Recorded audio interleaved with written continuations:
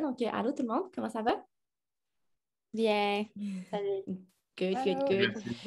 Merci de prendre le temps. Je sais que votre saison est super chargée, mais c'est ça. Donc, on voulait vraiment juste faire une petite conclusion suite aux juniors mondiaux. Donc, je vais demander à chacun d'entre vous de me décrire un peu votre expérience. Justine, veux-tu commencer en quelques mots?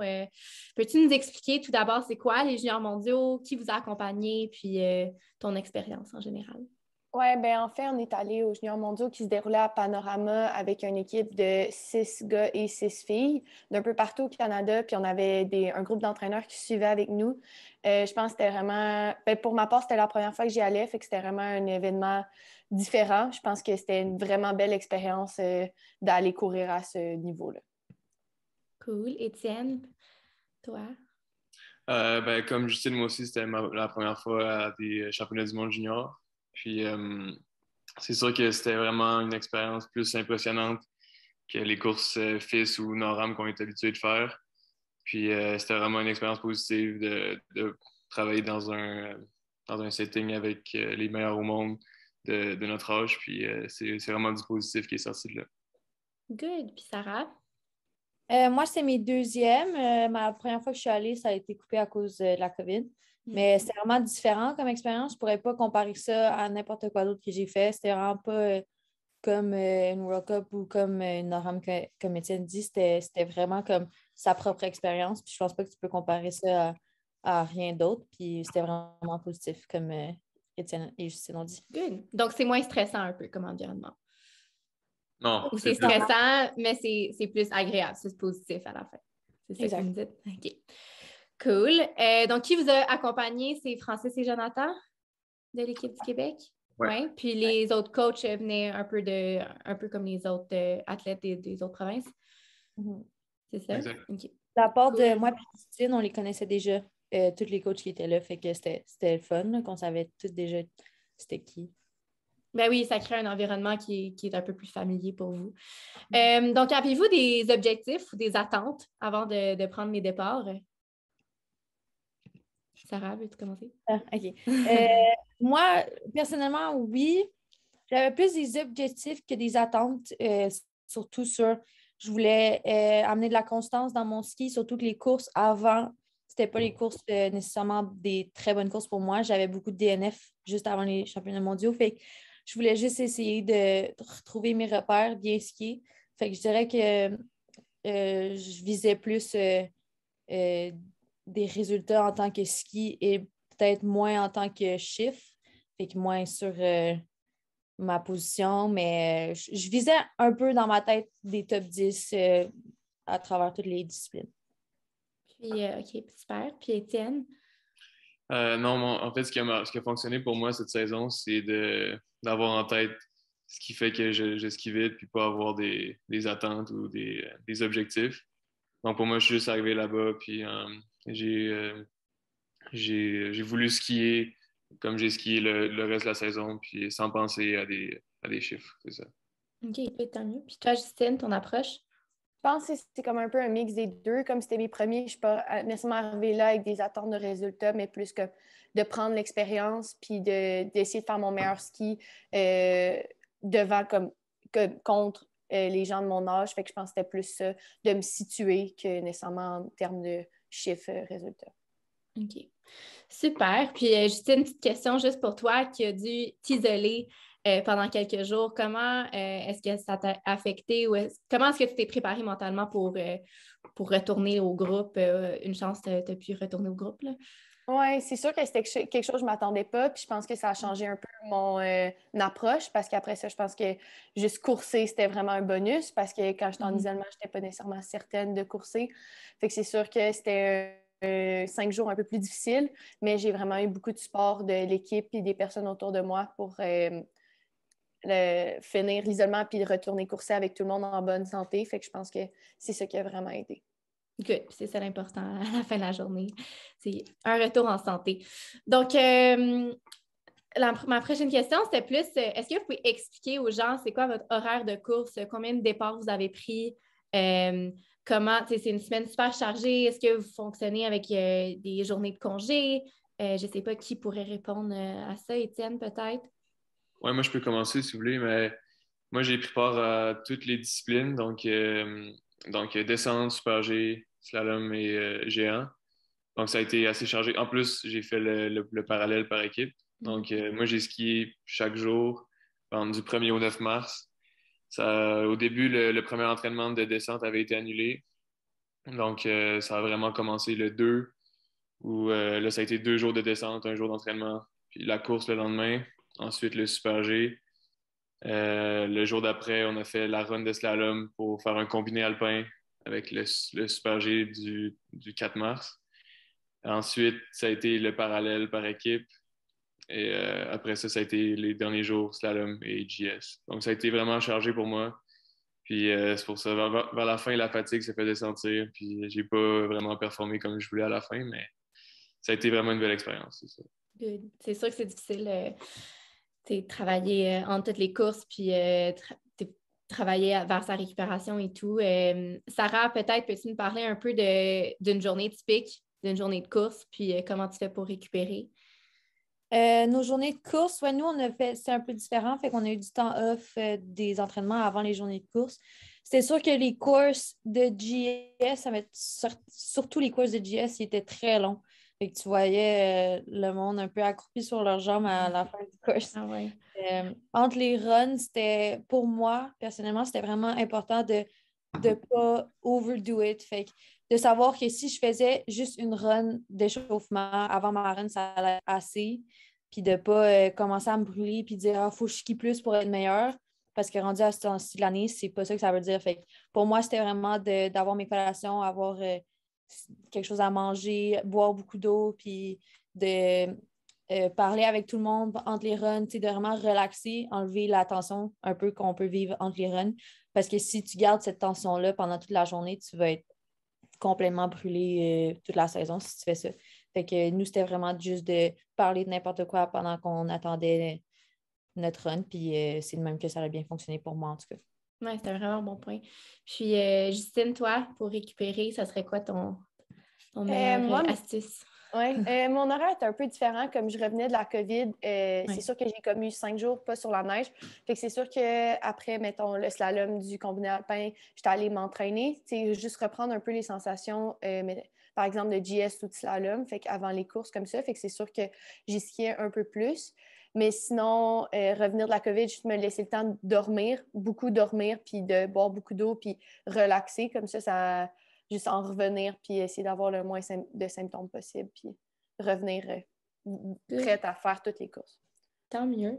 Puis pendant vos journées de congé, pas nécessairement pendant les juniors mondiaux, mais qu'est-ce que vous faites pour justement relaxer puis revenir encore plus fort? Parce que des fois, je fréquente des petits U12, U14 qui me disent tout le temps, tu sais, no days off, on travaille tout le temps, mais justement, c'est important, vous le savez, plus que n'importe qui. Donc, peut-être votre activité numéro 1 là, pendant une journée de congé, ce serait quoi? Aller boire un petit café quelque part, marcher. Faire vraiment, moi, mon but dans les journées de congé, c'est vraiment de faire le minimum. Je suis quelqu'un qui ne fonctionne pas super bien si je fais trop d'entraînement, si je mets de l'énergie un peu sur le maintenance de gym, faire un peu de weightlifting. Pour moi, ça ne fonctionne pas super bien, surtout avant des grosses courses. Fait que c'est de faire un flush, fait que spinner ou marcher, faire beaucoup d'étirements. J'ai un gros focus sur l'étirement. L'hydratation, surtout, bien manger, bien dormir. Vraiment rien faire d'extra, mais non plus pas juste rester couché toute la journée parce que ça fait un peu le résultat inverse. Super, merci. Puis Étienne, toi? Je pense que Sarah l'a tout dit. Là. Moi aussi, j'essaie pas mal de faire tout ça. Puis surtout, moi, d'essayer de penser le moins possible au ski, de connecter un peu pendant une journée, ça fait vraiment du bien. Puis c'est sûr que si c'est une course le jour d'après, moi, le soir, j'aime ça regarder un peu de vidéos, puis me remettre dedans, faire un petit training. Mais surtout vers la fin de la, excusez. Fin de saison. C'est en fin de saison, je pense qu'il faut vraiment comme, penser à d'autres choses. Puis, Ben oui. Non, c'est sûr, puis c'est pour ça que je vais vous poser cette question-là, parce que moi, je reviens du critérium U16 avec la relève. Puis eux, ils étaient brûlés. Eux, c'est 6 jours de course, si vous vous rappelez bien. Puis à la fin, là, ça tombait partout. C'était un slalom. Les jambes sont fatiguées. Puis pour certains d'entre eux, ils rentrent aux nationaux la semaine prochaine. Puis il y en a qui étaient super inquiets au niveau d'énergie et tout. Puis c'est ça, il faut leur dire que des fois, il faut juste passer à autre chose, pas penser au ski, justement. Puis le volume est fait, le minage est fait, comme vous le savez. Donc, c'est une question c'est un marathon, la saison de ski. Donc, pour... Oui, vas-y. Non, vas-y. Je pense qu'à cet âge-là, juste pour qu'ils sachent que l'important, c'est vraiment le plus que nous, on faisait en U16, c'était à chaque fois qu'on finissait le ski, tout le monde faisait des activités ensemble. C'est ça qui est important pour te garder un peu allumé puis avoir le goût de continuer. Parce que si tu fais juste de l'entraînement, après ça, tu retournes dans ta chambre puis tu es fatigué, là, c'est sûr que ça va être plus lourd. T'sais, tout le monde est dans la même situation, tout le monde est à la même place. Fait que c'est là que tu peux rencontrer plein de monde puis avoir full de fun avec tous tes teammates. Je pense que c'est important. Mais oui, c'est un super beau message pour eux, merci. Donc, pour retourner au Junior mondiaux, je voulais parler du parallèle de l'événement qui a fait fureur. Là, juste pour vous donner une idée, moi et Éric Préfontaine, on était dans un hôtel à Bromont, puis on criait dans les chambres d'hôtel. J'ai jamais vu Éric aussi excité de vous regarder, donc c'est super le fun de vous suivre. Pouvez-vous, Étienne et Justine, parler de l'expérience en tant qu'athlète qui courait dans cette équipe-là? Étienne, veux-tu commencer? OK, je peux commencer. C'est sûr que je pense qu'au début, en rentrant dans comme la première round, on était quand même contre l'Allemagne, qui est comme une grande nation. On n'était pas nécessairement l'équipe la plus haut placée. Fait que c'était un peu intimidant, je pense, d'aller contre des nations aussi grosses, mais juste de round en round, se prouver qu'on était capable de battre ces nations-là, l'Allemagne, l'Italie, je pense que ça nous donnait la confiance. Puis surtout d'avoir tout le monde en bas, puis même les bénévoles à chaque fois qu'on remontait, qui étaient là pour nous, d'être à la maison, puis tout le monde voulait que le Canada gagne. Je pense que ça a vraiment créé une ambiance propice justement à ce qu'on gagne. C'était vraiment... Donc, ça a vraiment... L'énergie a monté là, à travers la journée, j'imagine. Oui, complètement. Ouais. Okay. Étienne, as-tu quelque chose à rajouter? J'ai pas grand-chose à rajouter. C'était vraiment... moi, individuellement, j'ai eu de la misère dans mes runs, mais écoute, c'était un travail d'équipe à la fin de la journée, puis ça a donné ce que ça a donné. Je pense c'était nous qui le voulions le plus, puis on l'a montré. Ben oui. Puis Sarah, on te voyait à l'écran là, qui regardait l'équipe, qui encourageait l'équipe. C'était comment dans les estrades avec les autres coéquipiers du Canada?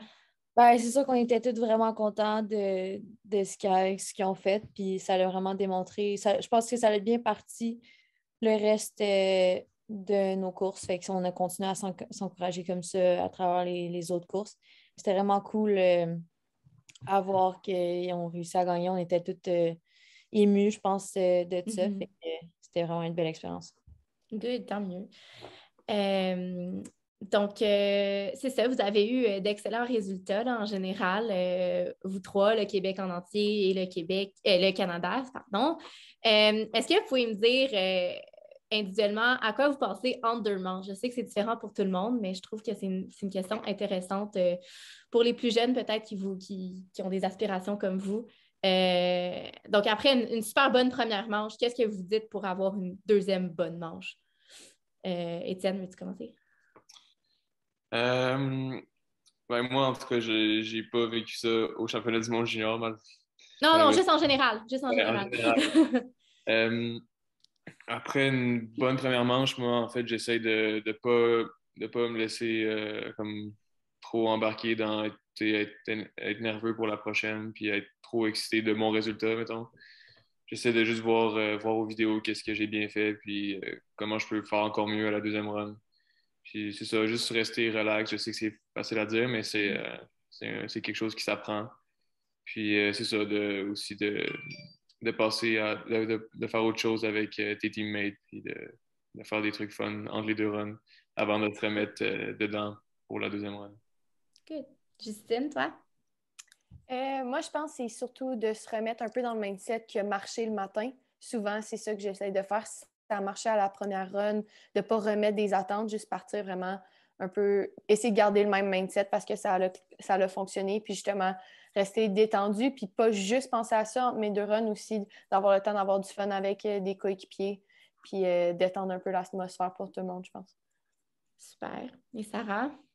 Ouais, même chose pour entre les runs, vraiment, comme Justine et Étienne ils ont dit, c'est vraiment de rester plus descendu, pas vraiment penser à ça. Mais pour la maison, peut-être la différence, c'est avant ma deuxième run, fait que tu sais, juste avant la deuxième run. Moi, c'est un peu le contraire de ce qu'ils ont dit. C'est si je suis pas stressée, ça mettons que j'ai un bon résultat le matin. euh, Avant, dans le passé, j'ai eu l'habitude de relaxer puis de, tu sais, un peu être comme cette place-là est garantie, peut-être penser aux places, aux positions dans lesquelles tu vas arriver, puis dire, OK, je suis garantie un top 10 si je me laisse descendre en bas ou je suis garantie. J'essaie de faire le contraire, puis juste de me mettre dans une position de stress où est-ce qu'il faut que je performe mieux pour me dire, OK, c'était pas assez, ça va sonner un petit peu bizarre, mais c'est pas assez bon ce que j'ai fait que ma deuxième run, il faut que je sois encore stressée. J'ai tout à perdre. Ça sonne vraiment bizarre, mais si je me mets dans une situation où j'ai rien à perdre, c'est là que je suis pire.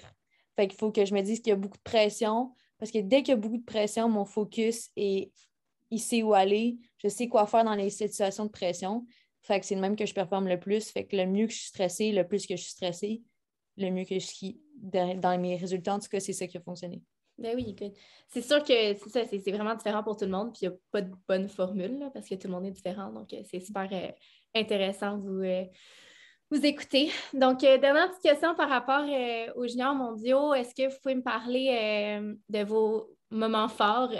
Puis, je vais vous donner un petit challenge. Ça va être autre que le moment, le parallèle par équipe. Donc, le moment fort de la semaine pour toi, Sarah? C'est ça, l'affaire, c'est que si on enlève l'équipe, c'est sûr que ça, c'était genre un high. Là. Ouais. Mais qu'est-ce qui était un peu difficile pour moi en regardant ce que j'avais fait au championnat junior, c'était que j'avais zéro moment de déception, puis zéro moment de genre, c'est extraordinaire ce que j'ai fait. C'était ce que je voulais faire. Fait que tous les jours, sauf le jour du duel, on tout un peu blendé ensemble. Puis à chaque jour, je finissais la journée, puis j'étais comme, OK, ben, c'est ça que je suis venue faire. Fait que c'était un peu fade. Mais c'est bon, ça. C'est pas. Il n'y a pas de. C'est sûr que c'est le fun d'avoir un pic, mais si. C'est sûr qu'avec un pic, ben, ça redescend à un moment donné. Donc, c'est le fun que ça ait été constant pour toi. C'est positif là, en soi. Étienne, toi? Moi aussi, c'est un peu comme ça. Moi aussi, j'avais comme des sentiments partagés par rapport à tous mes résultats. Puis, mais un moment fort, je pense que ça serait. J'ai fini 11e au combiné alpin. Puis, c'est ça, j'étais vraiment déçu de ma première run de Super G. Après ça, avec ma run de slalom qui était juste correcte, je remonte comme 12 positions. Fait que c'était peut-être mon moment fort. Là. Je vais montrer que j'étais capable d'être là en slalom. Ben oui. Ouais. Et Justine? Moi, c'est certain que le team event, c'est sûr que c'était vraiment un gros moment, mais je pense aussi que le matin que je me suis levée, puis mon test rapide était négatif, puis je pouvais prendre part au Super G, c'est sûr que ça a été beaucoup de stress de moins, puis juste de pouvoir participer ce matin-là, je pense que ça a fait ma semaine, juste de pouvoir être là avec l'équipe, pouvoir partager ça. Fait que je pense que ouais, c'était vraiment un bon moment aussi de juste comme pouvoir partir le Super G que je n'étais pas sûre. Fait que, ouais. Good, tant mieux.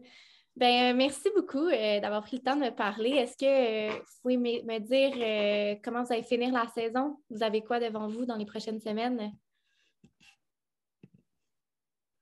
Pour moi, je pense pour tout le monde, en fait, c'est les finales Nord-Am à Sugarloaf. Nous trois, on prend part au Super G, GS puis Slalom. Donc, c'est quand même une semaine assez chargée qui s'en vient. Puis après ça, il va y avoir les super séries de Stoneham, le relais Tremblant-Saint-Saul. Super, oui, c'est ça. À cause de la COVID, on va tout faire en même temps. Donc, on se revoit au Springs en personne. Merci encore.